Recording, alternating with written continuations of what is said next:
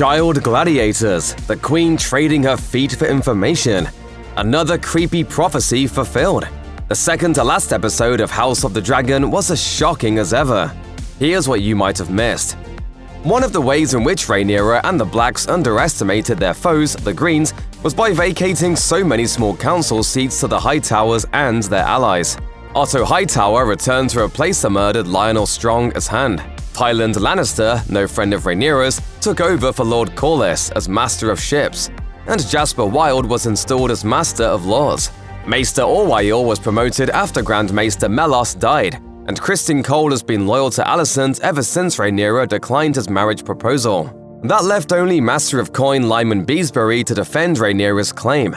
As he mentions in his exasperated speech, he's the council's longest-serving member, at age 76. His age is made a joke of in previous episodes when he fails to keep up with the pace of the conversation and bores the group with his detailed accounting. However, in episode 9, it's clear he's been left out of the loop for a more explicit purpose. The rest of the council has been planning to install Aegon regardless of Alicent's misinterpretation of her husband's dying words.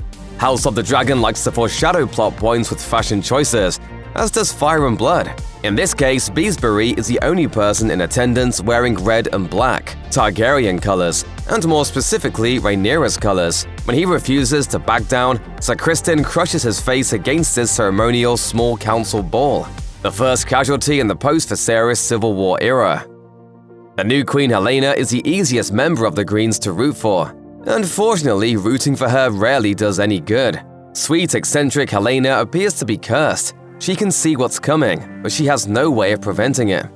You will have a dragon one day. You'll have to close an eye. So far, her prophecies have been communicated in seemingly random, hushed phrases. But in the Green Council, we see her embroidering a spider or spending time with her young children. Helaena famously loves bugs, but there's more to her cross-stitching than meets the eye. One of the little spiders is your lady-in-waiting. Larys learns that Otto has been using a web of spies to glean sensitive information. In exchange for letting him look at her feet, he tells the queen that her handmaiden Talia is one of them. For Alicent to have the upper hand, that whisper network must be silenced. There is one way to destroy his advantage. It must be taken out at the head. Helaena also repeats the phrase she said last episode at the dinner, only this time she says it with much more anger and urgency. There is a beast beneath the boards. The episode ends, of course, with that beast breaking through the boards, with Princess Rhaenys on its back. In an episode 8 exchange that was almost too quick and too quiet for audiences to catch, Queen Alicent mistook one Cargill twin for the other. Your Grace, a matter has arisen that requires your attention. Whatever it is, Sir Arryk, you need to wait. I'm Erryk, Your Grace. Of course. In Fire and Blood, that's the point of the maddeningly named Sir Erryk with an A and Sir Erryk with an E. They're said to be so precisely identical that even the other members of the Kingsguard can't tell them apart. Like Alicent, viewers may have struggled to keep track of which twin was which. Sir Erryk with an E is Prince Aegon's sworn protector, and is thus exposed to his debauchery. In the fighting pits, Erryk with an E hopes that his brother will finally understand who Aegon really is, and how unsuited he is for leadership. This makes Erryk with an E more sympathetic to Rhaenyra's claim, which we see when he attempts to rescue Princess Rhaenys. With me, Princess. I cannot let this treachery stand. But Erryk with an E loses her in the crowds, forcibly assembling at the Dragon Pit for Aegon's coronation. Thankfully, Rhaenys is more than capable of taking care of herself. While we don't know what's happened to Erryk with an A after losing his sword fight to Criston, we can be sure that this isn't the last we've seen of the Cargill twins, who now seemingly find themselves on opposite sides of a civil war. Lord Caswell was a gentleman who attended Rhaenyra on the stairs after the birth of her third son. If I may be of any service. The day may yet come, my lord. And conspicuously, Caswell was the only person who came out to greet the princess and her party when they arrived at King's Landing in episode 8.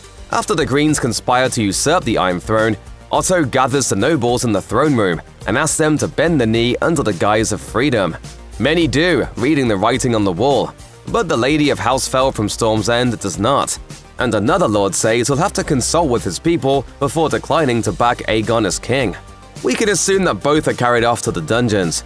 The audience knows Lord Caswell to be loyal to Rhaenyra, but he wavers and bends the knee after all, seemingly to save his own skin. Not so. Caswell attempts to flee shortly after but is caught. He insists he's no friend of Rhaenyra's. However, observant Larys has kept his eye on the Lord of Bitterbridge and knows he's exceedingly fond of the princess.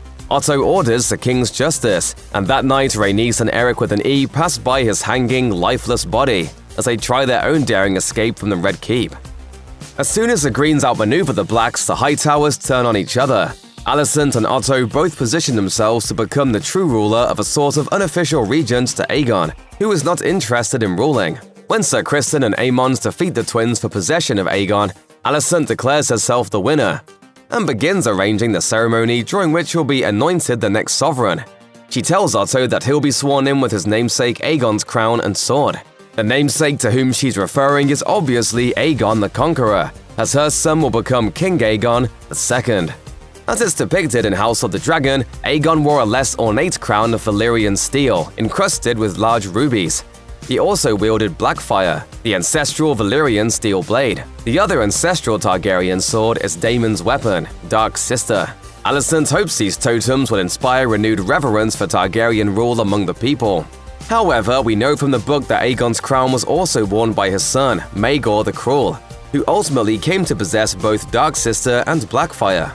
When Aegon II is crowned and thrusts a sword in the air, he's more the image of Maegor than Aegon, and Alicent seems to fear she may have made a mistake. She made a second mistake in getting the Conqueror's crown out of storage. The one worn by Jaehaerys and Viserys is up for grabs now, and now there's a scorned princess in the market for one, with plenty of people still loyal to her in King's Landing.